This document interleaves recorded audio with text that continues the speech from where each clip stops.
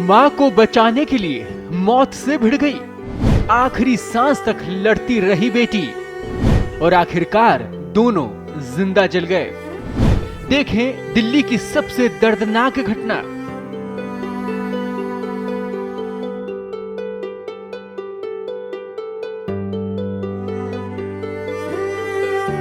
माँ भागो, जल्दी भागो।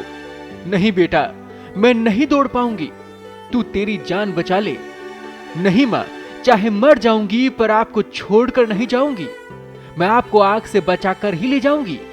और देखते ही देखते आग तेजी से फैल गई और माँ बेटी दोनों ही आग में जिंदा जल गए। शायद कुछ ऐसा ही दर्दनाक मंजर रहा होगा दिल्ली के पालम की उस बिल्डिंग का जहां यह भयावह आग लगी थी।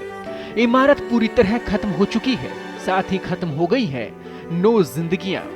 बेटी अपनी मां को बचाने के लिए किस कदर तड़पी होगी, इस बात का अंदाजा लगाना भी मुश्किल है। वहीं मां के दिल पर क्या बीती होगी जब उसके जिगर का टुकड़ा आंखों के सामने तड़प रहा होगा। दोनों की चीखों से एक दूसरे के कलेजे छलनी हो गए होंगे। इस बात की महज कल्पना से ही रूह कांप उठती है। दिल्ली में पालम के साधनगर में लगी आग से एक ही परिवार के 9 लोगों की मौत हो गई। हादसे के बाद जहां फायर ब्रिगेड के हाइड्रोलिक लैटर सिस्टम पर सवाल उठे, वहीं आग लगने के कारण परिवार ने अपने को बचाने के लिए क्या कुछ किया होगा, इसे लेकर भी कई बातें सामने आ रही हैं। मरने वालों में कश्यप परिवार के मुखिया राजेंद्र कश्यप की पत्नी लाडो कश्यप भी हैं। लाडो की बहन बाला पालम गांव में रहती हैं। हादसे वाले दिन उनको भी सुबह आग लगने की खबर पता लगी। वो अपनी बहन लाडो की बिल्डिंग के नीचे आई, लेकिन तब तक उनको भी पता नहीं था कि लाडो की हालत कैसी है। पड़ोसियों ने बताया कि लाडो बहुत ज्यादा निकलती नहीं थी, ज्यादातर घर में ही रहती थी। परिवार के नजदीकी रिश्तेदारों ने ये बताया कि लाडो और उनकी बेटी हिमांशी दोनों 2nd फ्लोर पर रहते थे। 70 साल की लाडो तेजी से फैलती आग में तीसरी मंजिल पर नहीं पहुंच पाई। मां लाडो को बचाने के लिए बेटी हिमांशी भी उनके साथ ही रुकी रही।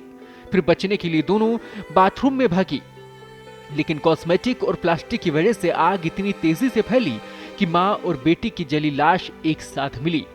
रिश्तेदारों के मुताबिक हिमांशी अपनी मां को बचाने के लिए अंतिम समय तक उसके साथ रुकी रही, जबकि कुछ परिवार के सदस्य तीसरी मंजिल पर मदद की गुहार लगा रहे थे।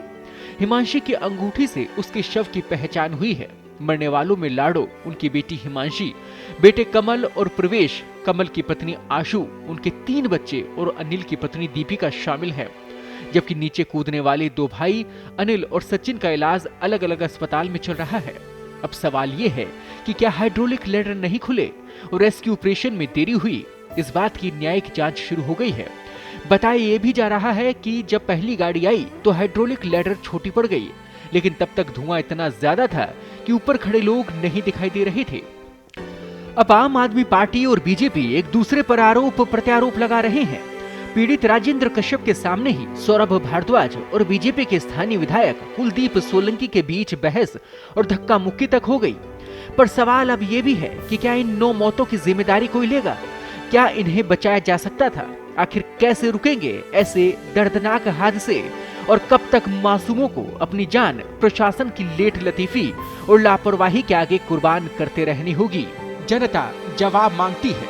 पत्रिका के लिए कृपाशंकर शर्मा की रिपोर्ट।